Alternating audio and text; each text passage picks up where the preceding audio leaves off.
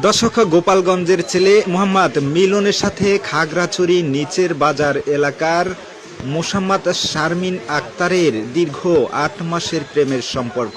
ভালোবাসা এমন অবস্থায় গড়িয়েছে যে শখের প্রেমিকাকে ছেড়ে থাকতে পারছে না প্রেমিক। তাই তো প্রেমিক নিজে এসেছে প্রেমিকার বাড়িতে, কিন্তু মধ্যপথে বাদ সেজেছে তার মা তার মেয়েকে নিতে দিবে না, কিন্তু প্রেমিক ছেলে সে নিয়ে যাবে। মেয়েও রাজি হয়েছে যাওয়ার জন্য। এরকমই একটি ঘটনা ঘটেছে খাগড়াছড়ি এলাকায়।